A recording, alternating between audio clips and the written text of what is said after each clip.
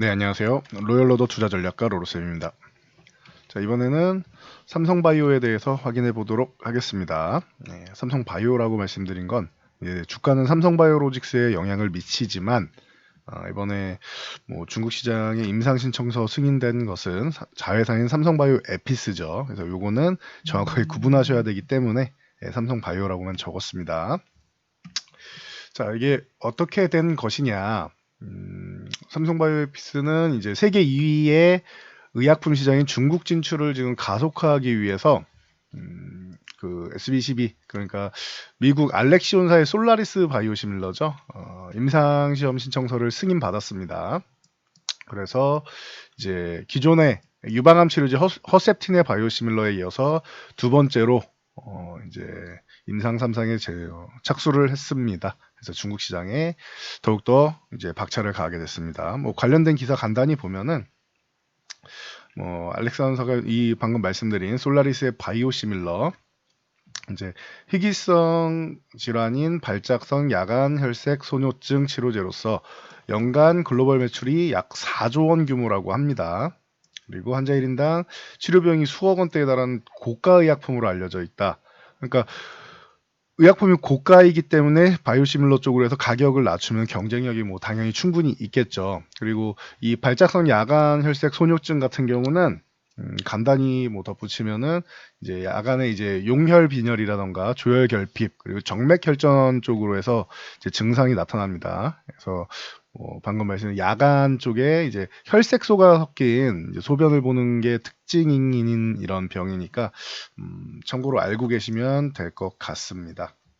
그래서 지난해 8월에 이미 글로벌 임상 3상을 개시해서 50명의 환자를 대상으로 오리지널 의약품이랑 함께 유효성, 안정성, 면역완성 등을 비교 연구한다라고 밝혔죠. 그래서 이번에 이제 글로벌 임상을 중국으로 확대하는 거다 정도로 보시면 될 것 같습니다. 그래서 이제 올해 상반기에 첫 환자를 방문하는 게 목표다라고 얘기를 하고 있으니 참고하시면 될 것 같습니다. 그래서 본인들이 직접 다 한다기보다는 중국의 헬스케어 벤처펀드 운영사죠. 이제 시비스 그룹 쪽 이쪽과 파트너십 계약을 통해서 이제 자회사인 이제 에퍼메드 테라퓨틱스와 함께 이제 중국의 인허가 상업화를 추진할 계획이다. 중국 진출할 때 이게 항상 그런 것 같아요. 우리가 직접 진출하기엔 사실 쉽지는 않아요. 중국은 얘네는 항상 무언가 할 때 합작법인이라던가 합작사라던가 자기네가 이제 이득을 취하지 않으면은 진출하기 어렵게 만들어 놨죠. 특히 우리나라 같은 경우는 중국이 워낙 규제를 많이 하다 보니까 이에 맞춰서 가야 됩니다. 그래서 그래도 삼성바이오에서 이제 중국에 진출하는 것은 굉장히 긍정적으로 볼 수 있을 것 같습니다. 그래서 이제 이미 이제 중국 내 임상 3상 진행하고 있고 추후에도 안과질환 치료제라던가 그래서 이제 추가적인 이제 중국 내 임상과 산업화를 계획하고 있다라고 밝혔으니 기대해 볼 만 하겠죠. 이제 원래 한 번 처음이 어렵지. 그다음 두 번, 세 번째는 그 진입 장벽이 낮아지다 보니까 처음에 셀트리온 같은 경우도 미국 FDA에서 램시마 승인받는데 얼마나 어려웠습니까? 계속 반대 세력에 부딪히고 미국은 가뜩이나 이제 바이오시밀러의 이제 보수적인 국가였으니까요. 그런데 그런 상황에서 이제 램시마가 승인을 받고 우리가 기대한 만큼의 큰 성과를 얻지는 못했지만 그래도 미국 시장에 진출을 했죠. 유럽에서는 당연히 오리지널 약품보다 더욱더 잘 판매가 되는 약품이 되었고요. 그런 것처럼 삼성바이오도 처음이 어려웠지 두 번째, 그 다음 세 번째는 좀 더 진입 장벽을 낮춰서 쉽게 들어갈 수 있을 것이라 생각합니다. 그리고 최근에 삼성바이오는 이제 실적 기반으로 좋다라고 말씀을 드렸죠. 삼성바이오로직스는 이제 세계적인 이제 CMO 기업이고 그리고 이제 삼성바이오에피스의 바이오시밀러 3종이 유럽에서 잘 판매되고 있다라고 하는데 그 중에서 개인적으로 플릭사비 같은 경우는 램시마에 밀려서 좀 약하지 않느냐라는 개인적인 의견이 있고 베네팔리랑 임랄디 같은 경우가 잘 판매되고 있다. 베네팔리는 이제 자가 면역 질환 치료제 이제 엠브렐의 바이오시밀러죠. 그래서 이쪽으로 해서는 이제 글로벌 시장에서 이제 오리지널 약품보다 더 많이 팔릴 가능성이 있지 않겠느냐라는 이런 희망을 갖게 되는 램시바에 이어서 두 번째가 되겠죠. 그럼 바이오시밀러로서 큰 성과를 얻을 수 있는 베네팔리. 그리고 임랄디 같은 경우도 휴미라의 바이오시밀러 중에선 1위죠. 그래서 이쪽도 기대감은 뭐 여전히 있습니다. 추후에 뭐 셀트리온이 이제 뭐 고농도 쪽으로 해서 이제 출시하면 어떻게 될지는 모르겠는데 그건 그 뒷얘기고 일단은 휴미라 쪽도 뭐 잘 판매가 되고 있다. 이 정도로 보시면 될 것 같아요. 그래서 삼성바이오피스가 지난번에 실적 발표를 하면서 이제 적자에서 이제 흑자 전환을 하면서 이제 실적 모멘텀이 이제 가속화되기 시작했죠. 삼성바이오로직스는. 그래서 그동안 주가가 어려웠던 이유가 분식회계 이슈, 분식회계 쪽으로 해서 이제 사법 리스크가 컸죠. 이거는 분명히 기업 하나만의 잘못은 아니라고 말씀드렸어요. 상장할 때 그러면 거래소에서도 제대로 체크를 했어야 되는데 이 부분은 쏙 빠져 있죠. 어찌됐던 사법 리스크가 있었는데 이 부분이 뭐 이제 해소되는 국면 그리고 해묵은 악재 정도로 인식하는 국면이 들어오면서 최근에 셀트리온에 들어갈 수급까지 삼성바이오로직스에 다 몰리고 있다. 기존에 삼성바이오로직스에 들어갈 수급이 셀트리온으로 갔었으니 이제는 반대가 된 거죠. 그래서 뭐 개인적으로는 셀트리온을 굉장히 선호하고 좋아하는 기업이지만 희망적이라고 생각하지만 당장은 삼성바이오로직스가 더 강하다라고 말씀드렸습니다. 주가만 봐도 알 수 있죠. 상승한 다음에 큰 조정을 받지 않죠. 거의 요 정도면 거의 횡보하는 수준이고 또 상승한 다음에 횡보를 하죠. 기본적으로 상승한 다음에 저항에 부딪히고 조정을 받은 다음에 기간 조정 후에 이렇게 올라가서 상승의 N자형이 나오는 건데 이 가격 조정이 없이 옆으로 누워서 이런 모습을 만들고 있어요. 삼성바이오로직스는. 그러면은 이만큼 밑으로 가격 조정을 받지 않는 만큼 누군가는 밑에서 매수를 해서 주가를 받쳐준다는 뜻입니다.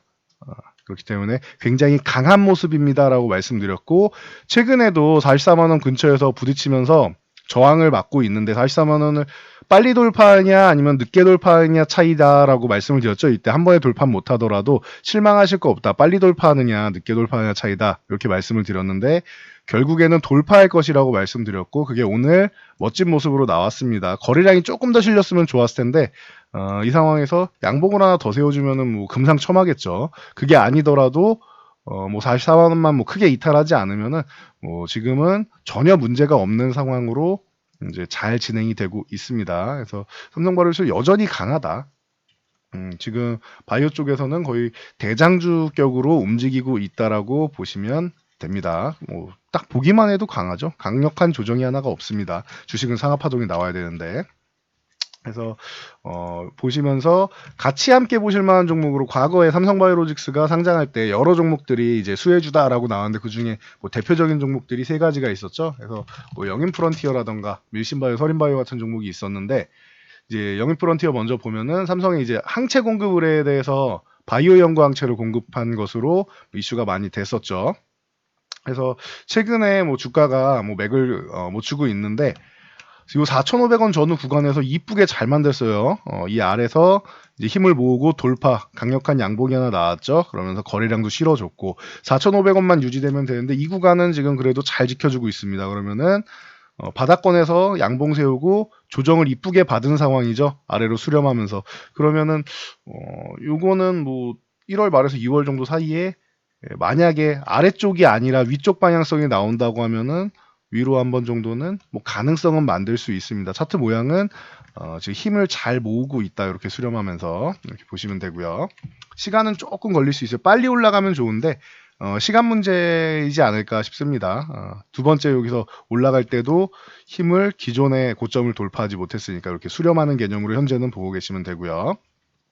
그리고 일신바이오 뭐 동결건조기 쪽으로는 뭐 아주 좋은 기술력으로 해서 뭐 이번에도 SG 머티리얼즈랑 12억 규모의 동결건조기 공급 계약을 체결했죠. 그러면서 오늘 위쪽으로 이제 강력한 모습을 보였는데 2,700원 구간은 넘어가지 못했습니다. 2,700원에서 2,800원 사이에 매물대가 많기 때문에 이 구간은 아직 돌파를 하지 못하고 다시 밀려 내려왔습니다. 2,400원 위쪽 이 구간을 넘어서 안착해야 되는데 내일 잘 봐야 될 것 같아요. 오늘 거래량은 정말 잘 실어주고 매물서도 잘 해놨는데 유지를 못하고 밀렸습니다. 그러면은 뭐 내일이든 다음 주든 돌파하는지를 잘 봐야겠죠. 만약에 여기서 조금 밀린다라고 하면은 2,300원 이하 구간에서는 뭐 다시 한번 이제 관심을 가져볼 수 있는 그런 구간이 되지 않겠느냐 보시면 될 것 같고요. 서린바이오는 조금 특이해요. 제가 기존에도 설명드리면서 서린바이오는 그래도 개인적으로는 조금 제외하고 보겠습니다라고 말씀드린 게, 이 종목이 이제 바이오시밀러나 줄기세포 쪽에 이제 연구에 사용되는 이제 시약, 기자재, 그리고 생산 원재료 쪽을 이제 공급을 하는데, 자꾸 뭐 정치 테마주로도 엮이고, 다른 쪽으로 엮여서 수급이 이상하게 꼬여 있었어요, 서린바이오가. 그래서, 이쪽 바이오시밀러 쪽으로 연계해서 볼 때는 뭐 웬만하면 이제 서린바이오는 제외하시고 영인프론티어랑 일신바이오 쪽으로 보세요라고 말씀드렸죠. 근데 오늘 상한가에 들어갔는데 이것도 또 다른 이슈예요. 이것도 삼성바이오가 이제 좋은 이슈가 있었지만 또 다른 이슈가 나온 겁니다. 이거는 어떤 이슈냐면은 지금 우한폐렴 쪽으로 해서 이슈가 되고 있기 때문에 바이러스 제거 소독제들을 생산하는 업체로 분류되면서 상한가가 들어간 겁니다. 그러니까 이 오늘 들어간 상한가는 좀 별개의 이슈다라고 생각하시면 돼요. 그래서 서린바이오 약간 조금 떼어놓고 따로 보면서 생각하는 게 맞지 않겠냐. 자꾸 다른 테마 쪽으로 엮이고 있죠. 정치 테마를 엮이고 이런 뭐 폐렴 관련주를 엮이고 테마가 다른 쪽으로 가고 있으니까 요건 참고해서 보시면 될 것 같습니다. 그래서 서린바이오는 폐렴 관련주들이랑 같이 보시면 좀 맞는 선택이다라고 생각하고 있으니 참고하시기 바랍니다. 그래서 지금 뭐 삼성바이오가 이렇게 긍정적인 모습을 보이면서 셀트리온도 기대감을 모으고 있는데, 앞으로 이제 그동안 억눌렸던 부분을 이제 삼성바이오가 지금 분출을 하고 있으니 그동안 어려웠던 구간은 이제 생각하지 마시고 지금 상승 추세를 즐기고 언제까지 들고 가냐, 못 꺾일 때까지 들고 간다 생각하시면 되고요. 그리고 이 종목 같은 경우는 그 다음 저항은 이제 48만 원 정도로 보시면은 됩니다. 그래서 48만 원에 저항받는다 한번 비중을 축소했다가 밑에서 재매수를 하던가 아니면은 배에 힘 딱 주고 48만 원 돌파하는 걸 보던가 뭐 선택하시면 되겠죠. 그래서 다음 저항까지도 지금 현재 상황은 수급적으로 보나 추세적으로 보나 굉장히 무난하게 움직일 것 같습니다. 자, 그래서 오늘은 여기까지 하고 물러가도록 하겠습니다. 여러분들의 좋아요, 댓글은 일일 영상에 큰 힘이 됩니다. 영상 잘 참고하셔서 모두 성공 투자하시기 바랍니다.